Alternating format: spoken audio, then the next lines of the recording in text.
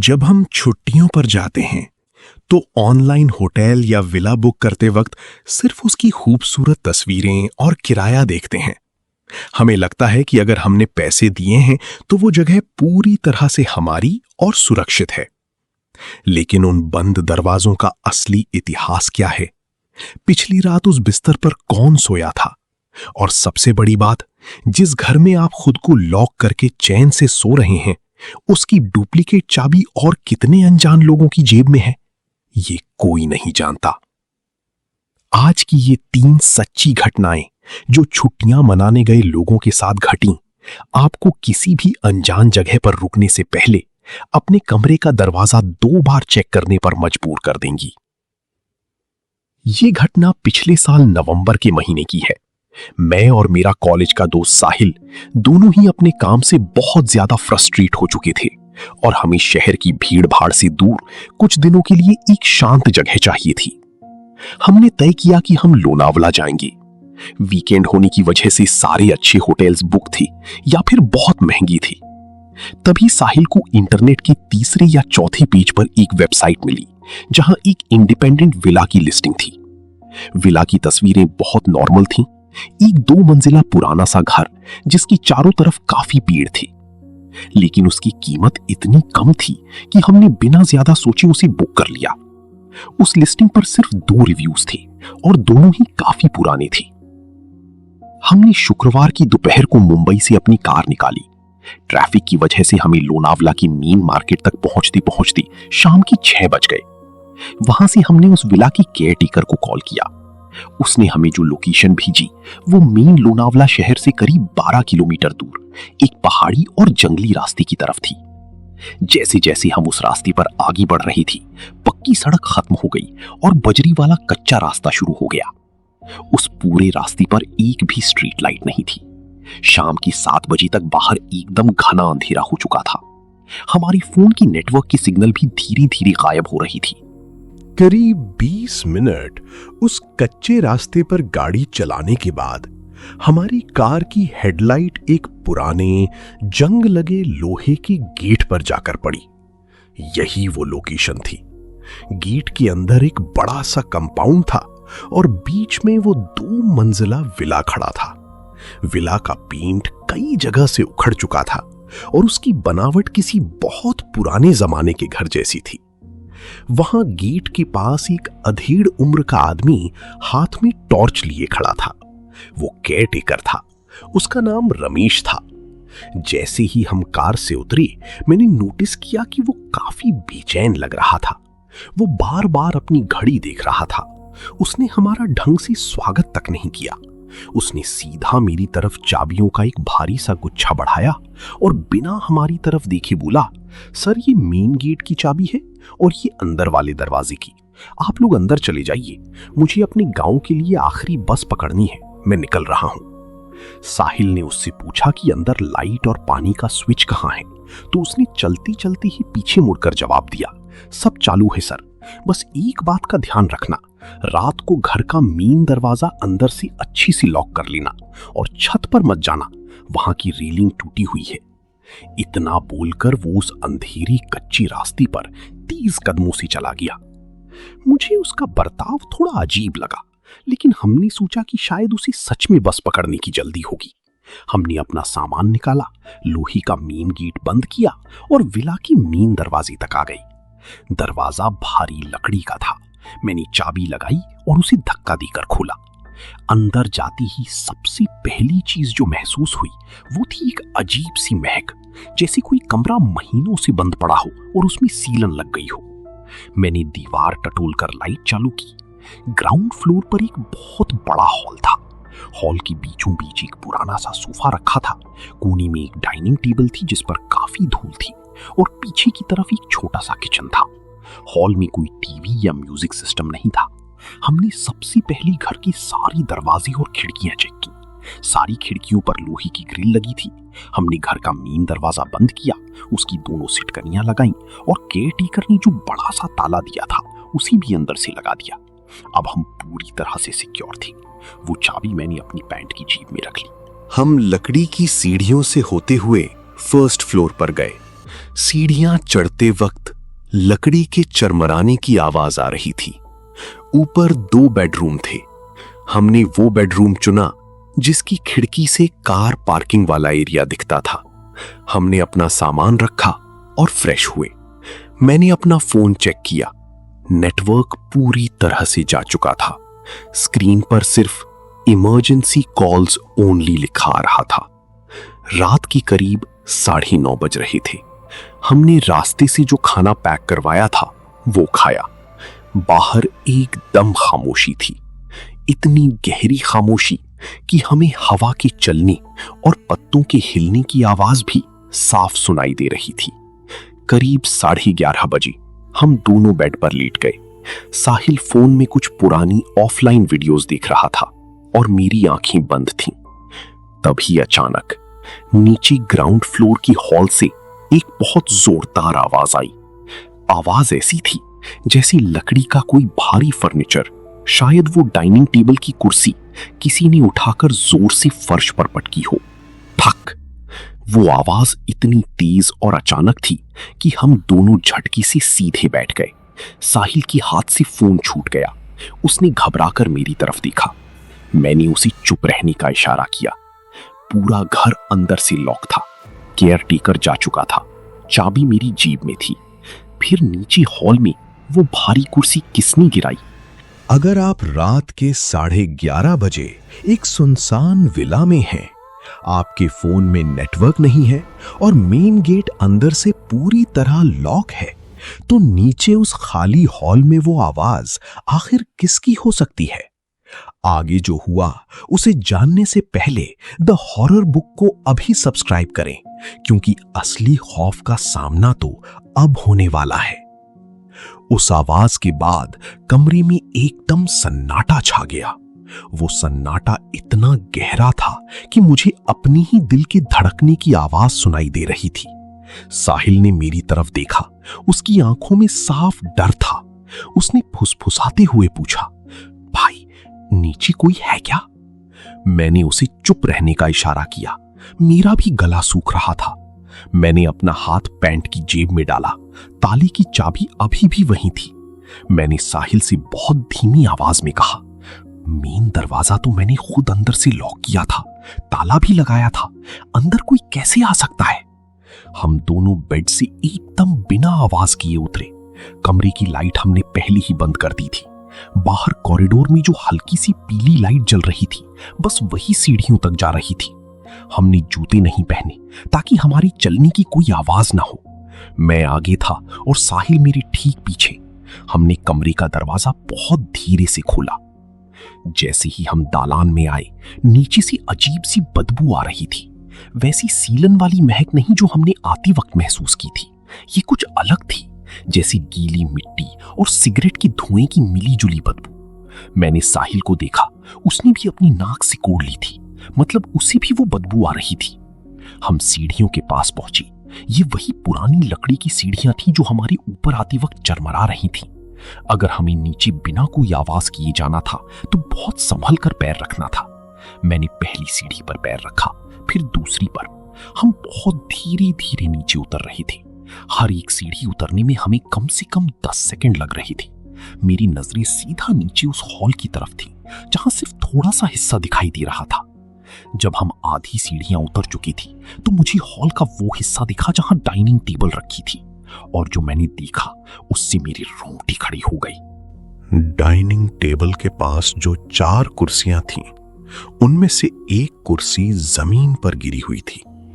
ये वही आवाज थी जो हमने ऊपर सुनी थी, लेकिन उससे भी ज्यादा डराने वाली बात कुछ और थी। वो कुर्सी सिर्फ गिरी हुई नहीं थी, वो टेबल से करीब 5-6 फीट दूर हॉल के बीचों बीच पड़ी थी। कोई हवा का झोंका या बिल्ली इतनी भारी लकड़ी की कुर्सी को इतनी दूर तक धकेल कर नहीं गिरा सकती। ऐसा लग रहा था जैसे किसी ने गुस्से में उसे जोर से लात मारी हो या फेंक दिया हो। मेरा पूरा शरीर सुन्न पड़ गया। मैंने पीछे मुड़कर साहिल को देखा। वो भी उसी कुर्सी को घूर रहा था। उसका चेहरा सफेद पड़ चुका था। उसने मेरा हाथ कसकर पकड़ लिया और इशारे से कहा, भाई ऊपर चलते हैं प्लीज। लेकिन तभी मेरी नजर हॉल की दूसरे कोने पर गई, जहां घर का मेन दरवाजा था। मैं अपनी जगह पर जम गया। मैंने आते ही उस भारी लकड़ी के दरवाजे को खुद अपने हाथों से लॉक किया था। उसकी दोनों सिटकनियां लगाई थीं और केयर टेकर का दिया हुआ ताला भी लगाया था। लेकिन अब वो दरवाजा हल्का सा खुला हुआ था। बाहर से ठंडी हवा अंदर आ रही थी। ताला दरवाजे के हैंडल से लटका हुआ था, पर वो खुला था। मेरा दिमाग काम करना बंद कर चुका था। ये कैसे मुमकिन है? ताले की चाबी मेरी जेब में थी, तो वो ताला किसने खोला? और अगर कोई बाहर से अंदर आया था, तो क्या वो अभी भी घर में ही था? हम दोनों आधी सीढ़ियों पर ही खड़े थे। नीचे हॉल में आधा अंधेरा था। किचन की तरफ का हिस्सा पूरी तरह से काले साए में डूबा हुआ था। वहां से कुछ भी साफ नहीं दिख रहा था। तभी किचन की उसी अंधेरे वाले हिस्से से एक आवाज आई, छप छप, जैसे कोई गीले पैरों से फर्श पर चल रहा हो। आवाज बहुत धीमी थी, पर उस सन्नाटे में एकदम साफ थी। कोई किचन से निकलकर धीरे धीरे हॉल की तरफ आ रहा था। मेरी सांसें अटक गईं। मैं पीछे मुड़कर साहिल को खींचते हुए ऊपर भागना चाहता था, लेकिन मेरे पैर जैसे सीढ़ियों से चिपक गए थे। आवाज करीब आ रही थी, छप छप। कुछ सेकंड बाद किचन के उस अंधेरे कोने से एक आकृति बाहर आई। वहां इतनी रोशनी नहीं थी कि मैं उसका चेहरा देख सकूं, लेकिन वो कोई बहुत लंबा चौड़ा आदमी था। उसने गहरे रंग के, शायद काले या भूरे ढीले ढाले कपड़े पहने हुए थे। वो इंसान हॉल के बीच में आकर रुक गया, ठीक उस गिरी हुई कुर्सी के पास। वो एकदम स्थिर खड़ा था। उसकी पीठ हमारी तरफ थी। उसका सिर हल्का सा नीचे की तरफ झुका हुआ था। वो कुछ बोल नहीं रहा था, बस खड़ा था। मैं और साहिल सीढ़ियों पर सांस रोके खड़े थे। हम हिल भी नहीं पा रहे थे। ऐसा लग रहा था कि अगर हमने एक भी गहरी सांस ली तो उसे पता चल जाएगा कि हम वहीं हैं। तभी बहुत धीरे धीरे उस आदमी ने अपना सिर घुमाना शुरू किया। वो पीछे मुड़ रहा था, सीधा सीढ़ियों की तरफ, हमारी तरफ। जैसे ही उस आदमी ने अपना सिर पूरा हमारी तरफ घुमाया, दालान की धुंधली पीली रोशनी उसके चेहरे के एक हिस्से पर पड़ी। वो कोई भूत नहीं था, लेकिन जो मैंने देखा उसने मेरा खून जमा दिया। वो एक अजनबी आदमी था, जिसके बाल बिखरे हुए थे और चेहरे पर कई दिन पुरानी बढ़ी हुई दाढ़ी थी। उसकी आंखें पूरी तरह बाहर को निकली हुई थीं, एकदम चौड़ी, जैसे उसने कई दिनों से पलकें न झपकाई हों। वो बिना पलकें झपकाए सीधा ऊपर सीढ़ियों पर हमारी तरफ देख रहा था। सबसे डरावनी बात थी उसके चेहरे की वो मुस्कान। उसके होंठ खिंचे हुए थे और वो एक बहुत ही अजीब, डरावनी, चौड़ी मुस्कान के साथ हमें घूर रहा था। वो मुस्कान इतनी नकली और खतरनाक थी कि उसे देखकर मेरे दिमाग ने तुरंत सिग्नल दे दिया कि ये इंसान नॉर्मल नहीं है। वो कोई साइकोपैथ था या किसी बहुत भारी नशे में था, मैं नहीं जानता। वो करीब 2-3 सेकंड तक वैसे ही सीढ़ियों के नीचे खड़ा रहा। हम दोनों काठ मार गए थे। हमारे पैर जैसे हिल ही नहीं रहे थे।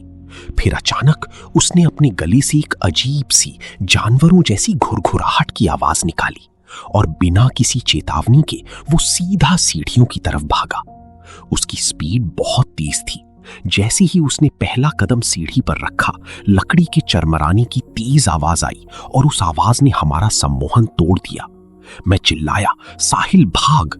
हम दोनों पीछे मुड़े और फर्स्ट फ्लोर की तरफ पागलों की तरह भागे। सीढ़ियां चढ़ते वक्त साहिल का पैर फिसल गया और वो घुटनों के बल गिरा। उसकी मुंह से एक चीख निकली। मैंने पीछे मुड़कर देखा। वो आदमी आधी सीढ़ियां चढ़ चुका था और उसके गीले पैरों के निशान सीढ़ियों पर छप रहे थे। मैंने अपनी पूरी ताकत से साहिल का हाथ पकड़ा और उसे ऊपर की तरफ खींचा। वो उठ खड़ा हुआ और हम दोनों गलियारे से होते हुए सीधे अपने बेडरूम के अंदर घुस गए। मैंने तुरंत दरवाजा बंद किया और उसकी सिटकनी चढ़ा दी। दरवाजे में एक छोटा सा लॉक भी था, मैंने उसे भी घुमा दिया।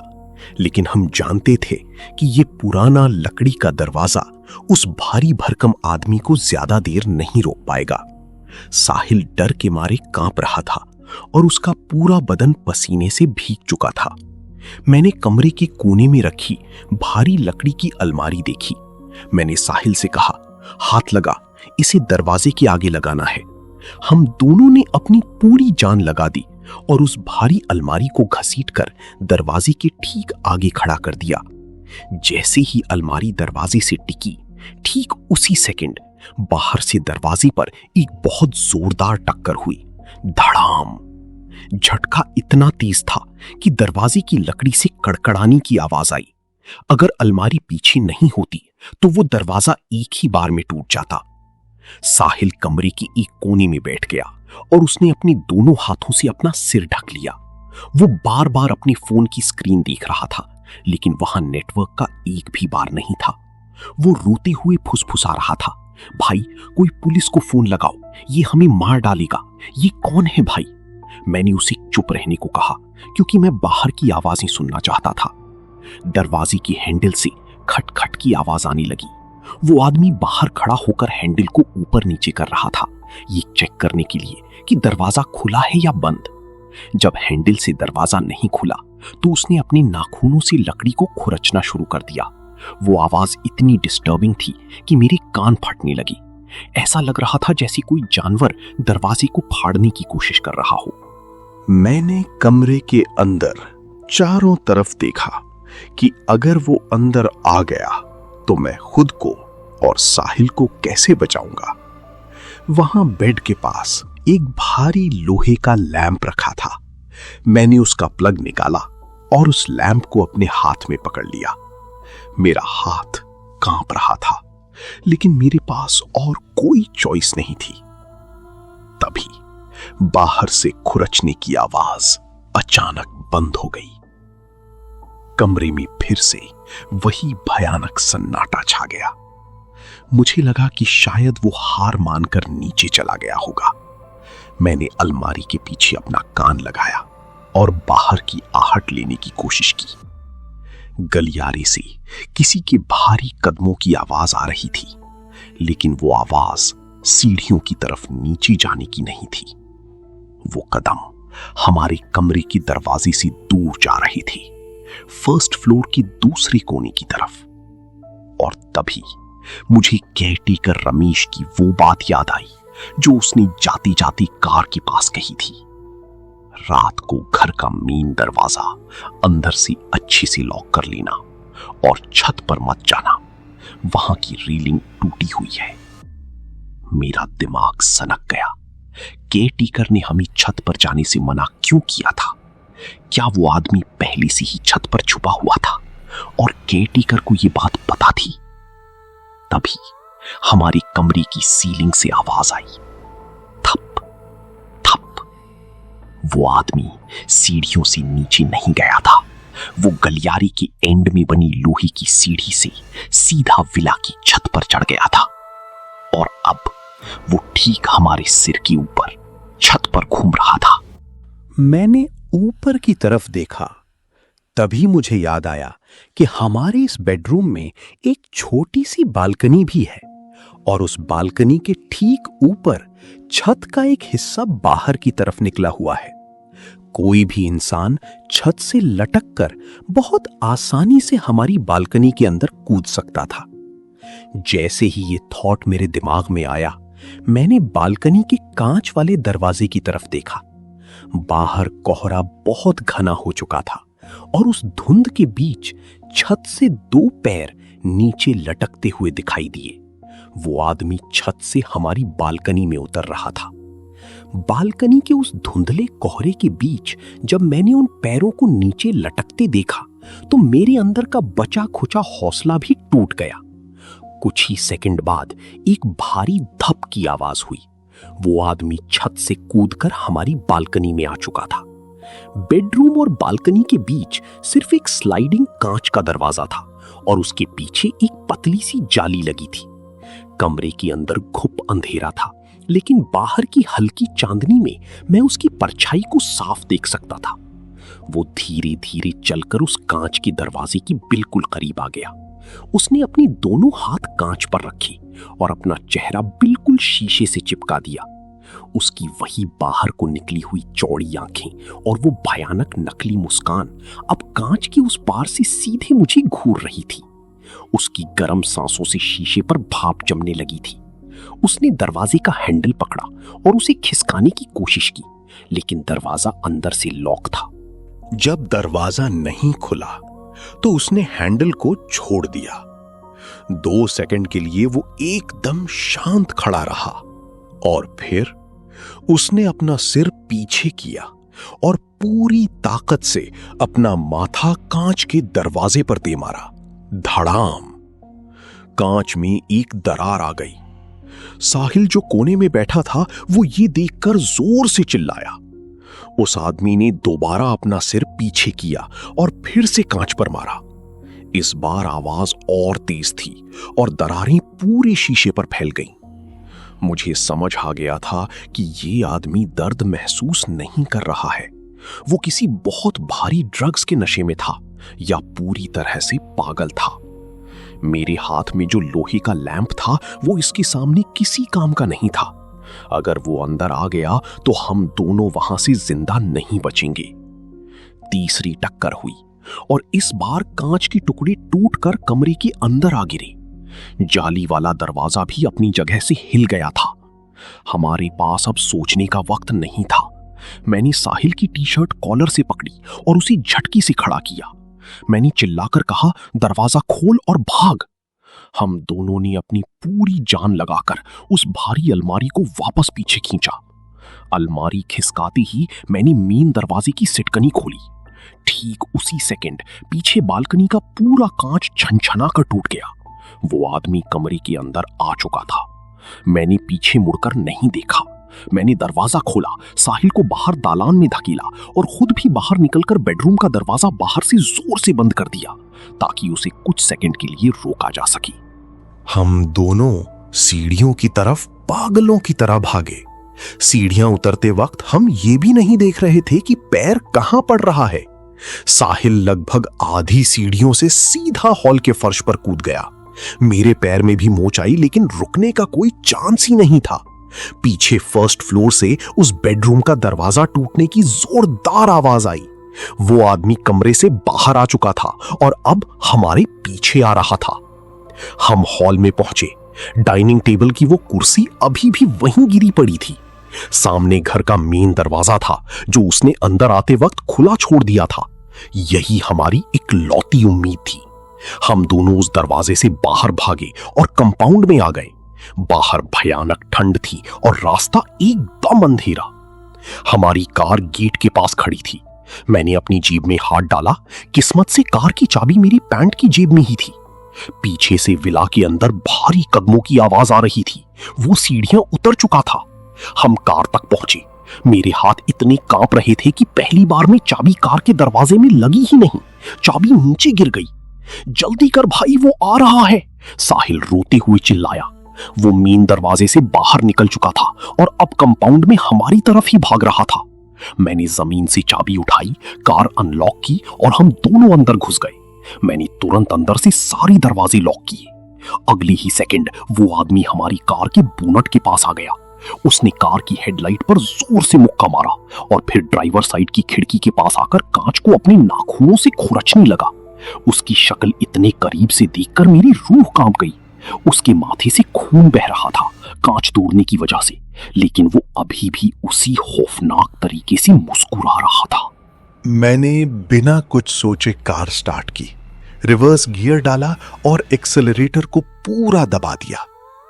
कार के टायर कच्ची मिट्टी पर घिसे और कार झटके से पीछे गई। वो आदमी बोनट से फिसलकर जमीन पर गिर गया। मैंने तुरंत कार को घुमाया और उस कच्चे अंधेरे रास्ते पर फुल स्पीड में गाड़ी भगा दी। हमने पीछे मुड़कर नहीं देखा। रास्ते में कई बार कार गड्ढों में उछली, लेकिन मैंने स्पीड कम नहीं की। करीब आधे घंटे बाद हम मेन हाईवे पर पहुंचे, जहां कुछ ट्रक्स और रोशनी दिखी। तब जाकर हमारी सांसों में सांस आई। हम रुके नहीं, सीधे लोनावाला पुलिस स्टेशन गए। रात के करीब 3 बज रहे थे। हमने पुलिस को पूरी घटना बताई। अगली सुबह 2 पुलिस वालों के साथ हम उस विला में वापस गए। विला का मेन गेट और घर का दरवाजा पूरा खुला पड़ा था। अंदर हॉल में वो कुर्सी वैसी ही गिरी थी और ऊपर बेडरूम का कांच टूटा हुआ था। फर्श पर खून के कुछ छींटे थे, लेकिन वो आदमी वहां से जा चुका था। पुलिस ने उस केयरटेकर रमेश को कॉल किया, लेकिन उसका नंबर स्विच्ड ऑफ था। जब पुलिस ने उस प्रॉपर्टी के असली मालिक का पता निकाला, तो जो सच सामने आया उसने हमारे पैरों तले जमीन खिसका दी। प्रॉपर्टी के मालिक ने बताया कि वो विला पिछले 6 महीने से किसी को किराए पर नहीं दिया गया है और वो किसी वेबसाइट पर लिस्टेड भी नहीं है। रमेश नाम का उनका कोई केयरटेकर था ही नहीं। पुलिस की इन्वेस्टिगेशन में पता चला कि कोई लोकल गैंग या स्कैमर्स बंद पड़ी प्रॉपर्टीज की नकली लिस्टिंग ऑनलाइन डाल देते थे। जब कोई बकरा वहां पहुंचता तो उसे नकली केयरटेकर बनकर चाबियां दे दी जाती थी। रात में वो लोग अपनी डुप्लीकेट चाबी से अंदर आते थे, चोरी करने या उससे भी कुछ बुरा करने। वो आदमी जो रात में अंदर आया था, वो उसी गैंग का हिस्सा था या फिर कोई साइकोपैथ जो उन खाली घरों का इस्तेमाल करता था। अरे हां, उस खौफनाक रात को याद करने के चक्कर में मैं आपको अपना नाम तो बताना भूल ही गया। मेरा नाम श्याम है। उस रात अगर साहिल के कान में उस कुर्सी की गिरने की आवाज नहीं पड़ती और हम सोते रह जाते, तो शायद आज मैं ये कहानी सुनाने के लिए जिंदा नहीं होता। उस घटना के बाद से मैं कभी भी किसी इंडिपेंडेंट या अनजान विला में नहीं रुका, और अगर कभी रुकना भी पड़े तो मैं हमेशा अपना खुद का एक एक्स्ट्रा ताला दरवाजे पर जरूर लगाता हूं।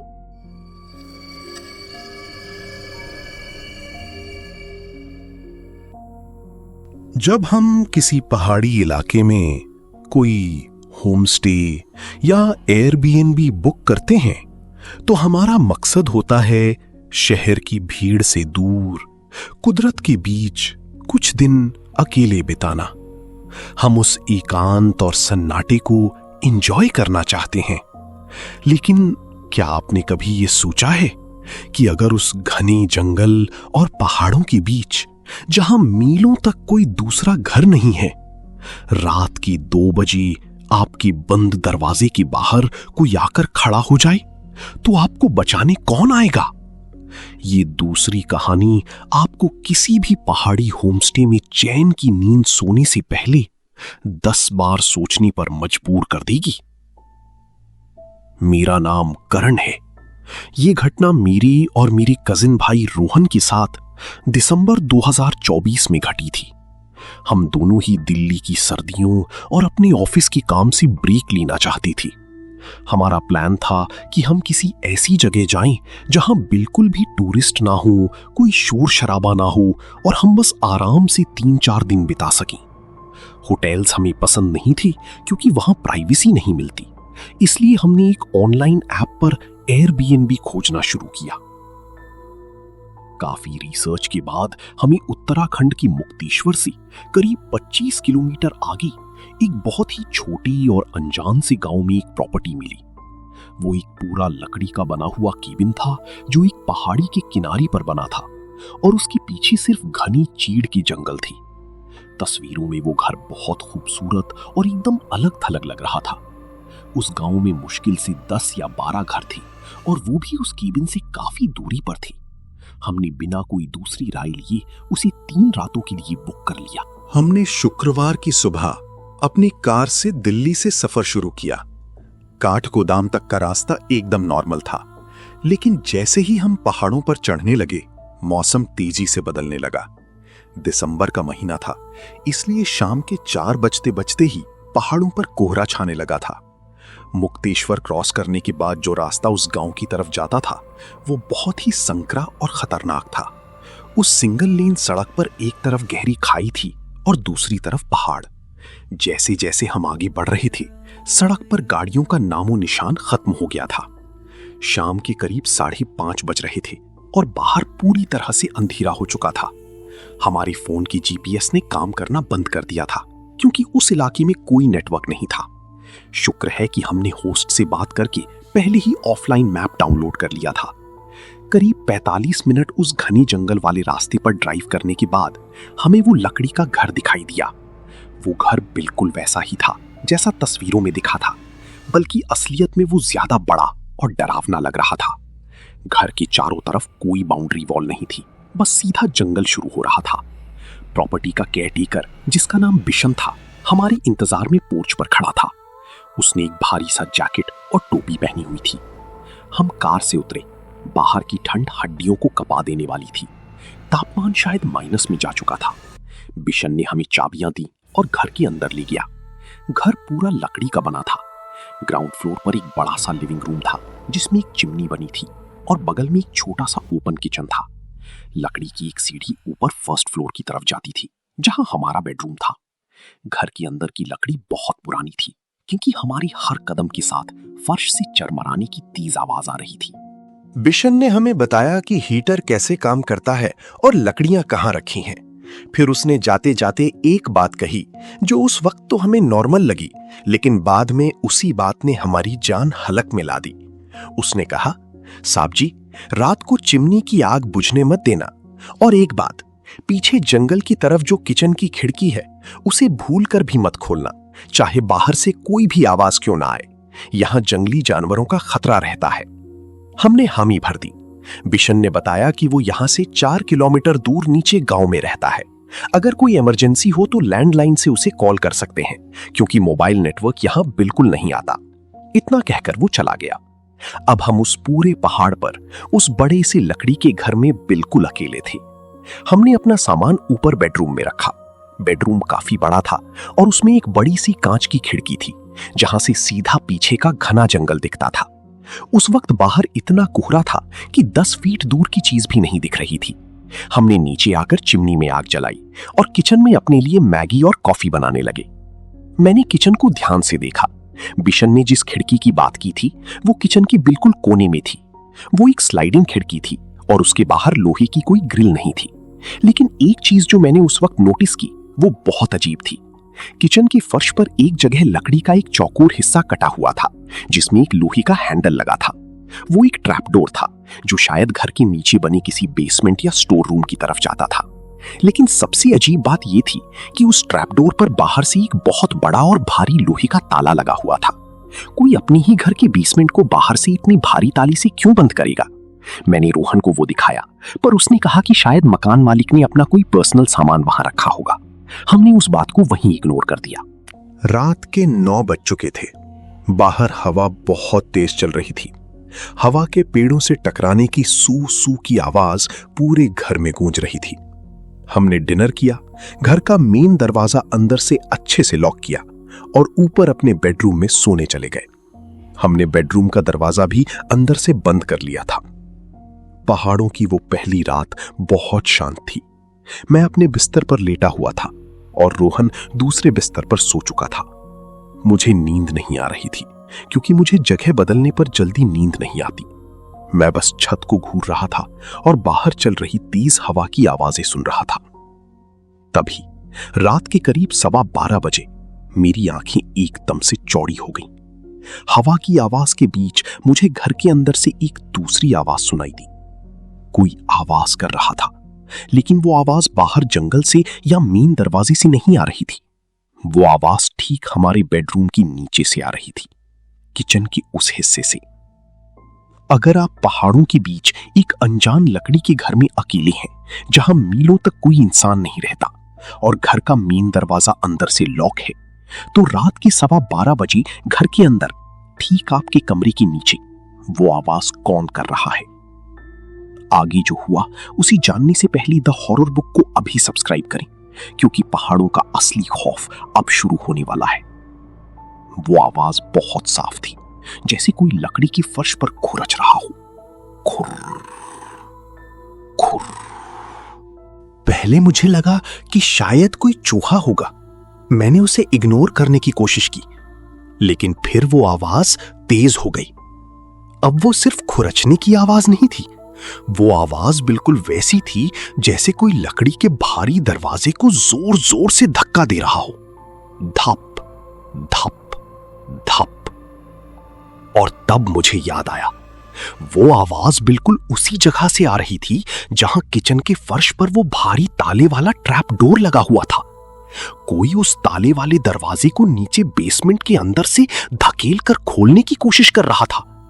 घर के नीचे बनी उस बंद बेसमेंट में कोई था। धप धप धप आवाज लगातार आ रही थी। वो इतनी जोरदार थी कि हमारे बेडरूम की लकड़ी के फर्श पर मुझे हल्की सी कंपन महसूस हो रही थी। कोई बेसमेंट के अंदर से पूरी ताकत लगा रहा था उस ट्रैप डोर को खोलने के लिए। मेरी रीढ़ की हड्डी में एक ठंडी सिहरन दौड़ गई। वो घर बाहर से तो सुनसान था, लेकिन उसके ठीक नीचे जमीन के अंदर कोई मौजूद था। मैंने तुरंत अपना कंबल हटाया और रोहन की तरफ गया। मैंने उसे कंधे से पकड़कर झकझोरा। वो नींद में बड़बड़ाया, लेकिन जब मैंने उसके मुंह पर हाथ रखा और नीचे से आ रही उस धप धप की आवाज की तरफ इशारा किया तो उसकी आंखें झटके से पूरी खुल गईं। वो भी उस आवाज को सुनकर सन्न रह गया। भाई, ये क्या है? नीचे कोई है क्या? रोहन ने कांपती हुई आवाज में फुसफुसाया। मुझे नहीं पता, पर आवाज किचन वाले ट्रैप डोर से आ रही है। कोई नीचे से दरवाजा धकेल रहा है, मैंने कहा। हम दोनों बिना एक भी शब्द बोले दबे पांव अपने बिस्तर से उतरे। हमने कमरे की लाइट नहीं जलाई। बाहर सिर्फ चांद की थोड़ी सी रोशनी थी जो उस कांच की बड़ी खिड़की से अंदर आ रही थी। हमने अपने कमरे का दरवाजा बहुत धीरे से खोला। नीचे लिविंग रूम में घुप अंधेरा था। चिमनी की आग लगभग बुझ चुकी थी। सिर्फ लाल कोयले चमक रहे थे, जिनकी वजह से हॉल में एक अजीब सी खौफनाक लाल रोशनी फैली हुई थी। हम दोनों सीढ़ियों के पास पहुंचे। ये सीढ़ियां लकड़ी की थीं और बहुत आवाज करती थीं। हमें बहुत सावधानी से नीचे उतरना था। हमने एक एक सीढ़ी उतरना शुरू किया। नीचे से आने वाली वो धक्के मारने की आवाज अब और साफ सुनाई दे रही थी, लेकिन अचानक वो आवाज रुक गई। एकदम से भारी सन्नाटा छा गया। सिर्फ बाहर चलने वाली तेज हवा की सूं सूं आवाज आ रही थी। हम दोनों सीढ़ियों के बीच में ही रुक गए। क्या उस इंसान को पता चल गया था कि हम ऊपर से आ रहे हैं? मेरी सांसें इतनी तेज चल रही थीं कि मुझे डर था कहीं वो मेरी सांसों की आवाज न सुन ले। हम लगभग 2 मिनट तक वहीं सीढ़ियों पर बिना हिले खड़े रहे। जब कोई आवाज नहीं आई तो हमने हिम्मत करके बाकी सीढ़ियां भी उतर ली। हम हॉल में आ गए। मैंने कोने में रखा एक भारी सा लोहे का पोकर, फायर पोकर, जिससे आग की लकड़ियां हिलाते हैं, उठा लिया। हम धीरे धीरे किचन की तरफ बढ़े। किचन में पहुंचते ही मेरी नजर सीधे उस ट्रैप डोर पर गई। वो दरवाजा अपनी जगह पर ही था। मैंने अपना फोन निकाला और उसकी फ्लैशलाइट ऑन करके ट्रैप डोर पर डाली। वो भारी लोहे का ताला अभी भी लगा हुआ था। सब कुछ नॉर्मल लग रहा था। रोहन ने एक गहरी सांस ली और कहा, शायद कोई जानवर होगा भाई, जो बेसमेंट में घुस गया होगा। ताला लगा है, वो ऊपर नहीं आ सकता। चल सोते हैं। उसकी बात सुनकर मुझे भी थोड़ी तसल्ली हुई। शायद सच में कोई जंगली जानवर होगा। हम पीछे मुड़े और वापस सीढ़ियों की तरफ जाने लगे। तभी छन, किचन से कांच टूटने की एक तेज आवाज आई। हम झटके से पीछे मुड़े। मैंने अपने फोन की लाइट किचन की उस स्लाइडिंग खिड़की पर मारी, वही खिड़की जिसे केयरटेकर बिशन ने खोलने से मना किया था। खिड़की का कांच टूट चुका था और ठंडी हवा सीधे किचन के अंदर आ रही थी। लेकिन सबसे खौफनाक चीज वो नहीं थी।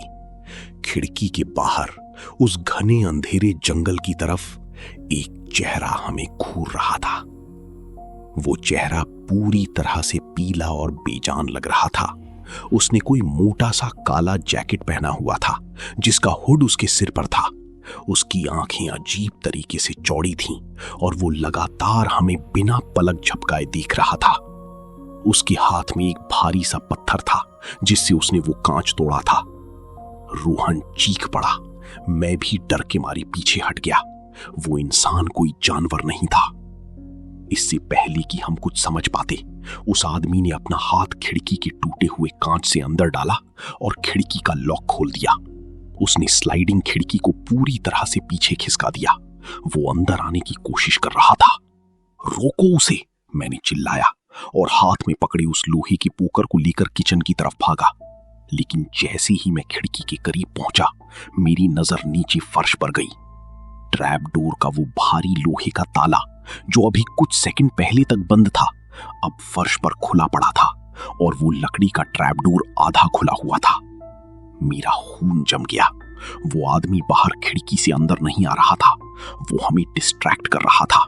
खिड़की का कांच टूटने से हमारा पूरा ध्यान उस तरफ चला गया था, जबकि असली खतरा घर के अंदर ही था। जैसे ही मैंने नीचे बेसमेंट की तरफ देखा, उस आधे खुले ट्रैप डोर के अंदर से 2 गंदे मिट्टी से सने हुए हाथ बाहर निकले और उन्होंने फर्श को कसकर पकड़ लिया। कोई बेसमेंट से ऊपर आ रहा था। उन मिट्टी से सने हाथों को बेसमेंट से बाहर निकलते देख मेरा दिमाग पूरी तरह से सुन्न हो गया। मुझे समझ आ गया था कि ये कोई इत्तेफाक नहीं था, ये एक सोची समझी साजिश थी। बाहर खिड़की वाला आदमी सिर्फ हमारा ध्यान भटकाने के लिए था, ताकि बेसमेंट वाला इंसान बिना किसी आवाज की वो भारी ताला खोलकर अंदर घुस सके। मेरे पास सोचने के लिए 1 सेकंड का भी वक्त नहीं था। एड्रेनलिन मेरे शरीर में दौड़ रहा था। मैंने बिना कुछ सोचे अपने हाथ में पकड़ा हुआ लोहे का भारी पोकर पूरी ताकत से ऊपर उठाया और ट्रैपडोर के किनारे पकड़े हुए उन गंदे हाथों पर दे मारा। बेसमेंट के अंदर से एक दर्दनाक और भयानक चीख गूंजी। वो आवाज किसी जानवर के कराहने जैसी थी। उस इंसान की पकड़ ढीली हुई और मैंने तुरंत अपने बूट्स पहने हुए पैर से उस आधी खुली ट्रैपडोर को जोर से लात मारकर वापस नीचे की तरफ धकेल दिया। ट्रैपडोर धड़ाम से बंद हुआ और मैंने तुरंत अपना पूरा वजन उस लकड़ी के दरवाजे पर डाल दिया। रोहन, कार की चाबी निकाल और मेन दरवाजा खोल, जल्दी! मैं अपनी पूरी जान लगाकर चिल्लाया। रोहन, जो अब तक डर की मारी फ्रीज हो चुका था, मेरी आवाज सुनकर होश में आया। वो पागलों की तरह मेन दरवाजे की तरफ भागा। तभी पीछे से कांच के और ज्यादा टूटने की आवाज आई। मैंने पलट कर देखा। खिड़की वाला आदमी अब खिड़की की चौखट पर चढ़ चुका था और अपना आधा शरीर अंदर डाल चुका था। उसके हाथ में अभी भी वो बड़ा सा पत्थर था। नीचे बेसमेंट वाला आदमी फिर से ट्रैपडोर को जोर जोर से धक्के मार रहा था। मेरे लिए दोनों को एक साथ रोकना नामुमकिन था। भाई, दरवाजा खुल गया, भाग! रोहन ने मेन दरवाजे के पास से चिल्लाया। मैंने 1 सेकंड भी बर्बाद नहीं किया। मैं ट्रैप डोर के ऊपर से हटा और सीधे मेन दरवाजे की तरफ भागा। मेरे हटते ही पीछे से ट्रैप डोर झटके से पूरा खुल गया। मैंने मुड़कर नहीं देखा कि अंदर से कौन बाहर निकल रहा है। हम दोनों मेन दरवाजे से बाहर निकले और रोहन ने बाहर से दरवाजे को जोर से खींचकर बंद कर दिया, ताकि उन्हें कुछ सेकंड के लिए अंदर ही रोका जा सके। बाहर की ठंड जानलेवा थी। तापमान माइनस में था और हवा किसी तेज चाकू की तरह हमारे चेहरों को काट रही थी। चारों तरफ सिर्फ घना कोहरा और अंधेरा था। हमारी कार पोर्च से कुछ ही कदम की दूरी पर खड़ी थी। हम दोनों कार की तरफ भागे। रोहन के हाथ इतनी बुरी तरह कांप रही थी कि वो कार का अनलॉक बटन ठीक से दबा ही नहीं पा रहा था। पीछे घर के अंदर से तेज आवाजें आ रही थी। वो लोग मेन दरवाजे को तोड़ने की कोशिश कर रही थी। चाबी मुझे दे। मैंने रोहन के हाथ से चाबी छीनी और कार अनलॉक की। हम दोनों तुरंत अंदर घुसे और मैंने अंदर से सारे दरवाजे लॉक कर दिए। मैंने चाबी इग्निशन में डाली और घुमाई। चू चू चू। कार का इंजन स्टार्ट नहीं हुआ। इतनी भयानक ठंड में बाहर खड़े रहने की वजह से कार की बैटरी ठंडी पड़ चुकी थी। मेरा दिल मेरे गले में धड़क रहा था। मैंने फिर से चाबी घुमाई। चर चर चर। इंजन सिर्फ खांस रहा था, स्टार्ट नहीं हो रहा था। तभी लकड़ी के टूटने की एक जोरदार आवाज आई। घर का मेन दरवाजा खुल चुका था। अंधेरे और कोहरे के बीच से 2 भारी भरकम आकृतियां बाहर निकली। वो सीधा हमारी कार की तरफ दौड़ रहे थे। भगवान के लिए स्टार्ट हो जा प्लीज। मैंने तीसरी बार एक्सेलरेटर को पूरा दबाते हुए चाबी घुमाई। इस बार इंजन वूम की तेज आवाज के साथ स्टार्ट हो गया। मैंने तुरंत हेडलाइट्स ऑन की। हेडलाइट की तेज रोशनी सीधा उन दोनों आदमियों के चेहरे पर पड़ी। वो कार से मुश्किल से 10 फीट की दूरी पर थे। उनके चेहरे गुस्से और किसी अजीब से पागलपन से भरे हुए थे। एक के हाथ में लोहे की रॉड थी और दूसरे के हाथ में वो बड़ा सा पत्थर। मैंने बिना कुछ सोचे रिवर्स गियर डाला और कार को पूरी स्पीड में पीछे की तरफ भगाया। कार के टायर कीचड़ और बर्फ में फिसले, लेकिन फिर ग्रिप पकड़ ली। मैं कार को घुमाकर सीधा उस संकरे कच्चे पहाड़ी रास्ते पर ले आया। पीछे से एक भारी पत्थर हमारी कार की डिग्गी पर आकर लगा, जिसकी आवाज बहुत डरावनी थी, लेकिन मैंने कार नहीं रोकी। उस घने कोहरे में एक ऐसी सड़क पर जहां दिन में भी 20 की स्पीड से ज्यादा गाड़ी चलाना खतरनाक था, मैं रात की 1:30 बजे 60 की स्पीड पर गाड़ी भगा रहा था। एक तरफ गहरी खाई थी, लेकिन मुझे उस खाई में गिरने का डर उन पागलों के हाथ लगने के डर से बहुत कम लग रहा था। हम करीब 40 मिनट तक बिना रुके उस पहाड़ी रास्ते पर भागते रहे, जब तक कि हमें मुक्तेश्वर का मेन टाउन और कुछ स्ट्रीट लाइट्स नहीं दिख गईं। वहां एक पुलिस चेक पोस्ट था जहां हमने कार रोक दी। हम दोनों की हालत देखकर पुलिस वाले भी समझ गए कि कुछ बहुत बुरा हुआ है। हमने उन्हें पूरी कहानी बताई। अगली सुबह हथियारों से लैस पुलिस की एक टीम हमारे साथ वापस उस होमस्टे पर गई। वहां पहुंचने पर घर एकदम खाली था। वो दोनों आदमी गायब हो चुके थे। लेकिन जब पुलिस ने उस ट्रैप डोर के नीचे जाकर बेसमेंट की तलाशी ली, तो जो सच सामने आया उसने हमें अंदर तक हिलाकर रख दिया। वो बेसमेंट कोई स्टोर रूम नहीं था। वो एक खोखली सुरंग थी जो सीधे घर के पीछे वाले जंगल में जाकर खुलती थी। पुलिस को बेसमेंट के अंदर से कई पुराने बैग्स, वॉलेट्स और खून से सने हुए कुछ कपड़े मिले। जांच में पता चला कि प्रॉपर्टी का वो केयरटेकर बिशन उस इलाके के एक लोकल क्रिमिनल गैंग से मिला हुआ था। वो जानबूझकर लोगों को उस घर में रुकवाता था और उन्हें किचन की खिड़की खोलने से मना करता था। उनका प्लान बहुत सिंपल और खौफनाक था। रात के वक्त एक आदमी खिड़की पर जाकर अंदर वालों का ध्यान भटकाता और उसी बीच दूसरा आदमी उस गुप्त सुरंग से होते हुए ट्रैप डोर खोलकर सीधा घर के अंदर आ जाता। एक बार वो घर के अंदर आ गए तो फिर उस घने जंगल में किसी की चीख सुनने वाला कोई नहीं होता था।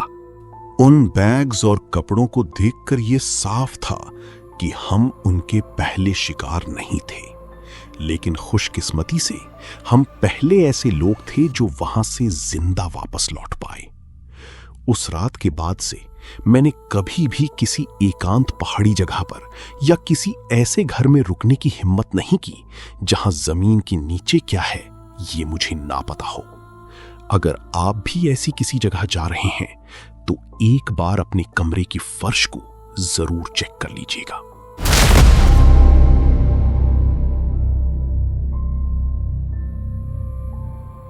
कुछ लोगों को खतरे से खेलने का शौक होता है। वो इंटरनेट पर ऐसी जगहों को ढूंढते हैं जिन्हें शापित या मनहूस कहा जाता है, और फिर रात के अंधेरे में वहां अकेले जाते हैं, सिर्फ ये साबित करने के लिए कि भूत नहीं होते। लेकिन क्या होगा अगर उस खाली वीरान घर में आपका सामना किसी भूत से नहीं बल्कि अंधेरे में बैठे एक ऐसे जीते जागते इंसान से हो जाए जो आपका ही इंतजार कर रहा था। आज की हमारी आखिरी कहानी एक ऐसे ही अकेले लड़के की है जिसने एक बंद घर का दरवाजा खोला, लेकिन वो ये नहीं जानता था कि उसने खुद को एक शिकारी के साथ पिंजरे में लॉक कर लिया है। मेरा नाम कबीर है। मुझे पुरानी, वीरान और डरावनी जगहों पर अकेली जाकर रात बिताने का शौक है। मेरे पास एक छोटा सा YouTube चैनल है जहां मैं इन जगहों की वीडियो डालता हूं। जुलाई की बात है, मॉनसून अपनी चरम पर था। मुझे इंटरनेट की एक डार्क फोरम पर साउथ गोवा की एक बहुत पुरानी पुर्तगाली विला के बारे में पता चला। वो घर पिछले 15 सालों से वीरान पड़ा था। फोरम पर लिखा था कि घर का मालिक विदेश में रहता है और उसने प्रॉपर्टी बेचने के लिए मेन गेट के पास एक डिजिटल चाबी वाला बॉक्स लगाया हुआ है ताकि प्रॉपर्टी एजेंट्स घर दिखा सकें। किसी तरह उस बॉक्स का 4 डिजिट का पासवर्ड इंटरनेट पर लीक हो गया था। फोरम के लोगों का कहना था कि उस घर से रात में अजीब आवाजें आती हैं और जो भी वहां गया है वो दोबारा वहां नहीं गया। मेरे लिए ये एक परफेक्ट कंटेंट था। मैंने अपना बैग तैयार किया जिसमें मेरा कैमरा, कुछ पावर बैंक्स, टॉर्च और खाने पीने का सामान था। मैंने नॉर्थ गोवा से एक स्कूटी रेंट पर ली और साउथ गोवा के उस अनजान गांव की तरफ निकल पड़ा। शाम के करीब 6 बज रहे थे। भारी बारिश हो रही थी और पूरा आसमान काले बादलों से ढका हुआ था। मैप ने मुझे एक बहुत ही संकरे और कच्चे रास्ते पर लाकर छोड़ दिया। दोनों तरफ नारियल के ऊंचे ऊंचे पेड़ थे और दूर दूर तक किसी दूसरे घर या इंसान का नामो निशान नहीं था। रास्ते के एंड पर एक बड़ा सा जंग लगा लोहे का गेट था। गेट के पीछे वो पुर्तगाली विला खड़ा था। घर बहुत विशाल था, उसकी छतें बहुत ऊंची थीं और दीवारों पर काई जमी हुई थी। बारिश की वजह से वो जगह और भी ज्यादा मनहूस लग रही थी। मैं स्कूटी को गेट के पास खड़ी करके अंदर गया। बाहर दालान की दीवार पर मुझे वो डिजिटल चाबी वाला बॉक्स दिख गया। मैंने फोरम पर मिला पासवर्ड 1984 डाला।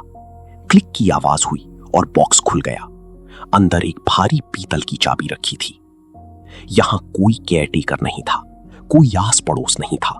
मैं बिल्कुल अकेला था। मैंने मेन दरवाजे की ताले में चाबी घुमाई। दरवाजा इतनी जोर से चरमराया कि मुझे लगा जैसे वो टूट जाएगा। मैंने दरवाजा खोला और अंदर कदम रखा। घर के अंदर घुप अंधेरा था। सीलन और सड़ी हुई लकड़ी की तेज बदबू से मेरा दम घुटने लगा। मैंने अपने फोन की टॉर्च ऑन की। अंदर का लेआउट बहुत बड़ा था। ग्राउंड फ्लोर पर एक लंबा हॉल था जिसमें भारी लकड़ी का पुराना फर्नीचर रखा था। सारे फर्नीचर पर सफेद रंग की चादरें ढकी हुई थीं, जिन पर धूल की मोटी परत थी। ऐसा लग रहा था जैसे सालों से यहां किसी ने कदम नहीं रखा है। मैंने घर का मेन दरवाजा बंद किया और अंदर से उसकी भारी सिटकनी लगा दी। अब मैं अंदर से पूरी तरह लॉक था। मैंने ग्राउंड फ्लोर के सारे कमरे चेक किए। किचन एकदम खाली था, कोई लाइट या बिजली का कनेक्शन नहीं था। फिर मैं लकड़ी की पुरानी सीढ़ियों से फर्स्ट फ्लोर पर गया। वहां 3 बेडरूम थे।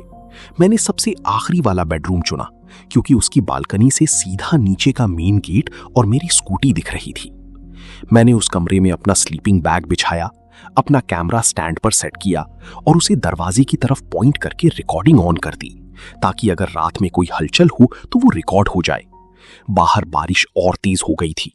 बारिश की बूंदों के छत पर गिरने की आवाज इतनी तेज थी कि घर के अंदर का सन्नाटा और भी ज्यादा डरावना लग रहा था। रात के करीब 12:30 बज रहे थे। मैं अपनी स्लीपिंग बैग पर बैठा फोन में कुछ पुरानी फुटेज चेक कर रहा था। बाहर सिर्फ झमाझम बारिश और बादलों की गरजने की आवाज थी। तभी बारिश के उस भारी शोर के बीच मेरे कानों में एक बहुत ही हल्की लेकिन एकदम साफ आवाज पड़ी। वो आवाज नीचे से आ रही थी। क्लिक, खच। मेरा पूरा शरीर अकड़ गया। वो आवाज किसी खिड़की के बजने या हवा की नहीं थी। वो लोहे के टकराने की आवाज थी। कोई ठीक घर के मेन दरवाजे के बाहर खड़ा था और मेन दरवाजे के ताले में चाबी घुमा रहा था।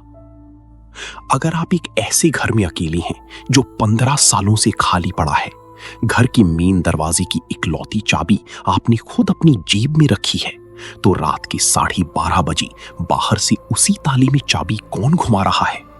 आगे जो हुआ उसे जानने से पहले द हॉरर बुक को अभी सब्सक्राइब करें, क्योंकि ये रात इस लड़के की आखिरी रात हो सकती है। मैंने अपनी सांसें रोक ली। मैं अपनी जगह से 1 इंच भी नहीं हिला। अगले ही सेकंड नीचे से एक और आवाज आई, कड़क, क्रीक। मेन दरवाजे की जो भारी सिटकनी मैंने खुद अपने हाथों से अंदर से बंद की थी, कोई बाहर से किसी पतले तार या औजार से उसे धीरे धीरे खिसका रहा था। और फिर वो भारी लकड़ी का दरवाजा धीरे से खुल गया। कोई घर के अंदर आ चुका था और वो जो कोई भी था वो सीधा मेरी ही तरफ सीढ़ियों की ओर बढ़ रहा था। सीढ़ियों पर पड़ने वाले कदमों की आवाज बहुत भारी और धीमी थी। वो इंसान जानबूझकर धीरे चल रहा था, जैसे वो नहीं चाहता था कि मुझे उसके आने की भनक लगे। लेकिन उस पुराने घर का सन्नाटा इतना गहरा था कि उसके हर कदम के साथ लकड़ी के चरमराने की आवाज मेरे कानों में गूंज रही थी। मेरे पास सोचने के लिए सिर्फ कुछ सेकंड थे। मैंने कमरे का दरवाजा अंदर से बंद करने की सोची, लेकिन जब मैंने दरवाजे की तरफ देखा तो उसमें कोई कुंडी या सिटकनी थी ही नहीं। और अगर मैं उस भारी दरवाजे को खिसकाने की कोशिश भी करता तो लकड़ी की आवाज से उसे तुरंत पता चल जाता कि मैं किस कमरे में हूं। मुझे छुपना था, और वो भी बिना कोई आवाज किए। कमरे के एक कोने में एक बहुत बड़ी और भारी लकड़ी की अलमारी रखी थी, वो इतनी बड़ी थी कि उसमें एक पूरा इंसान आराम से समा सकता था। बिना एक पल बर्बाद किए मैंने अपना फोन पूरी तरह म्यूट किया, अपनी स्क्रीन की लाइट 0 की और दबे पांव उस अलमारी के पास पहुंच गया। मैंने बहुत सावधानी से अलमारी का दरवाजा खोला। अंदर से सड़ी हुई लकड़ी और मरी हुई चूहों की भयानक बदबू आ रही थी, लेकिन मेरे पास नाक सिकोड़ने का भी वक्त नहीं था। मैं उसके अंदर घुस गया और दरवाजे को अपनी तरफ खींच लिया। मैंने जानबूझकर दरवाजों के बीच एक बहुत पतली सी दरार खुली छोड़ दी ताकि मैं बाहर देख सकूं और मुझे सांस आती रहे। सीढ़ियों पर आने वाली आवाज अब बंद हो गई थी। वो फर्स्ट फ्लोर पर पहुंच चुका था। बाहर बारिश अभी भी उसी तेजी से बरस रही थी। कुछ सेकंड तक भयानक सन्नाटा रहा और फिर दालान में चलने की आवाज आने लगी। वो एक एक करके हर कमरे को चेक कर रहा था। पहले उसने मेरे बगल वाले कमरे का दरवाजा धक्का देकर खोला। वहां कोई नहीं था। फिर वो बाहर आया और उसके कदम मेरे कमरे की तरफ बढ़ने लगे। मेरी दिल की धड़कन इतनी तेज हो गई थी कि मुझे डर लगने लगा कहीं वो मेरी धड़कन की आवाज ना सुन ले। मैंने अपने दोनों हाथों से अपना मुंह और नाक कसकर बंद कर लिया ताकि मेरी सांसों की आवाज बाहर ना जाए। मेरे कमरे का दरवाजा बहुत धीरे धीरे खुला। दरवाजे के बाहर एक लंबा और दुबला पतला आदमी खड़ा था। उसने एक काले रंग का बरसाती कोट पहना हुआ था जिससे लगातार पानी टपक रहा था। उसके एक हाथ में एक तेज रोशनी वाली टॉर्च थी और दूसरे हाथ में एक लंबा जंग लगा हुआ लोहे का हुक था।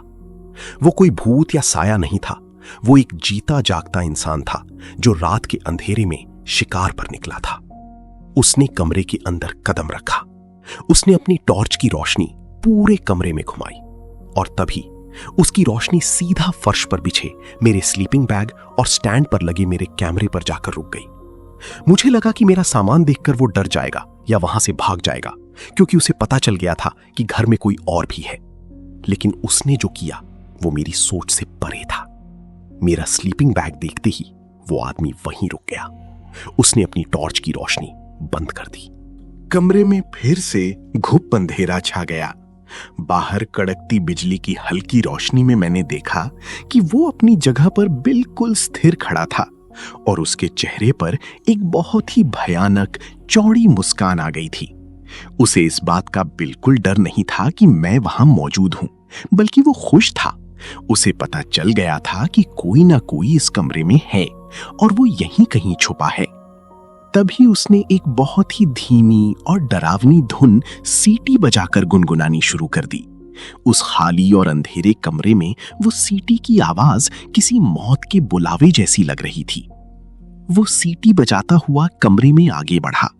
अंधेरे में मुझे वो साफ नहीं दिख रहा था, लेकिन मैं उसकी परछाई और जूतों की आवाज से अंदाजा लगा सकता था कि वो कहाँ है। सबसे पहले वो मेरे स्लीपिंग बैग के पास गया और उसने अपना लोहे का हुक पूरी ताकत से उस स्लीपिंग बैग के आर पार कर दिया। अगर मैं उस वक्त उस बैग के अंदर होता तो वो हुक सीधे मेरे सीने में उतर जाता। जब उसे वहां कोई नहीं मिला तो वो धीरे धीरे पलंग की तरफ बढ़ा। वो नीचे झुका और उसने अपना हुक पलंग के नीचे घुमाया। वहां भी कोई नहीं था। इसके बाद वो उठा और कमरे के कोने में बनी छोटी सी बाथरूम की तरफ गया। उसने दरवाजा खोला और अंदर चेक किया। मेरी अलमारी के अंदर मुझे अपना दम घुटता हुआ महसूस हो रहा था। पसीने से मेरे पूरे कपड़े भीग चुके थे। मुझे लगा कि शायद अब वो इस कमरे से चला जाएगा, लेकिन तभी सीटी की आवाज एकदम से बंद हो गई। कमरे में फिर से सन्नाटा छा गया। मैंने अलमारी की उस पतली सी दरार से बाहर देखने की कोशिश की, लेकिन मुझे वो आदमी कहीं नजर नहीं आया। वो कहां गायब हो गया? अगले ही पल मेरी रूह कांप गई। मुझे उसके भारी जूतों की आवाज बिल्कुल अपने सामने से आई। वो कमरे से बाहर नहीं गया था। वो मेरी अलमारी के ठीक बाहर बस कुछ इंच की दूरी पर खड़ा था। मैं उस दरार से उसके काले बरसाती कोट को देख सकता था, जिससे पानी की बूंदें छलककर मेरी अलमारी के दरवाजे पर गिर रही थीं। मैं उसकी भारी और ठंडी सांसों की आवाज साफ सुन सकता था। वो वहीं खड़ा था, बिल्कुल चुपचाप, और मुझे ऐसा लग रहा था कि वो भी उसी दरार से अलमारी के अंदर सीधे मेरी आंखों में देख रहा है। अलमारी के बाहर वो कुछ सेकंड तक बिल्कुल शांत खड़ा रहा। उसकी ठंडी सांसों की आवाज दरार से अंदर आ रही थी और मुझे लगने लगा था कि मेरा दिल इतनी जोर से धड़क रहा है कि वो उसे बाहर सुन लेगा। तभी छपाक, उसने अपना भारी लोहे का हुक पूरी ताकत से अलमारी के दरवाजे पर दे मारा। लकड़ी फटने की भयानक आवाज हुई और उस हुक का नुकीला सिरा मेरे चेहरे से सिर्फ 1 इंच की दूरी पर अंदर आकर रुक गया। मेरा खून जम गया। उसे पता था कि मैं अंदर हूं। वो मुझे ढूंढ नहीं रहा था, वो मेरे साथ खेल रहा था। इससे पहले कि वो हुक को वापस खींचकर दूसरा वार करता, मुझे समझ आ गया कि अगर मैं यहां 1 सेकंड भी और रुका तो जिंदा नहीं बचूंगा। मैंने अपनी पूरी जान लगाई और दोनों पैरों से अलमारी के दरवाजे को पूरी ताकत से बाहर की तरफ लात मारी। दरवाजा बहुत जोर से खुला और सीधे उस आदमी के चेहरे पर जा लगा। वो इस अचानक हुए हमले के लिए तैयार नहीं था। वो लड़खड़ाया और पीछे जमीन पर जा गिरा। मैंने एक पल के लिए भी उसे नहीं देखा। मैं अलमारी से बाहर निकला और पागलों की तरह सीढ़ियों की तरफ भागा। मैं लगभग सीढ़ियों से छलांग लगाते हुए नीचे हॉल में पहुंचा। बाहर बारिश और बिजली की आवाज बहुत तेज थी। मैं सीधे मेन दरवाजे की तरफ गया और उसकी भारी सिटकनी खोलने की कोशिश की, लेकिन वो दरवाजा नहीं खुला। उस आदमी ने अंदर आने के बाद सिर्फ दरवाजा बंद ही नहीं किया था, बल्कि उसने अपने पास मौजूद किसी औजार से दरवाजे को बाहर से पूरी तरह जाम कर दिया था। मैं उस घर के अंदर कैद हो चुका था। तभी मुझे ऊपर से उसके भारी जूतों की आवाज सुनाई दी। वो उठ चुका था और अब वो धीरे धीरे सीढ़ियां उतर रहा था। वो भाग नहीं रहा था। उसे पता था कि मैं घर से बाहर नहीं जा सकता। मेरे पास सोचने का वक्त नहीं था। मैं मेन दरवाजे से हटकर सीधे पीछे किचन की तरफ भागा। किचन में बिल्कुल अंधेरा था, लेकिन मुझे याद था कि वहां एक पुरानी कांच की खिड़की है जो पीछे के जंगलों की तरफ खुलती है। मैंने अंधेरे में टटोल कर किचन में रखा एक भारी लकड़ी का डंडा उठाया और उसे पूरी ताकत से खिड़की के कांच पर दे मारा। कांच के टूटने की तेज आवाज पूरे घर में गूंज गई। मैंने टूटे हुए फ्रेम से अपना शरीर बाहर निकाला और सीधा पीछे की गीली मिट्टी और कीचड़ में जा गिरा। मैं उठकर अपनी स्कूटी की तरफ भागना चाहता था, लेकिन वो घर के आगे वाले हिस्से में थी और वहां जाने का मतलब था सीधा उस आदमी के सामने जाना। बिना कुछ और सोचे मैं सीधा घर के पीछे वाले घने और अंधेरे जंगलों की तरफ भागने लगा।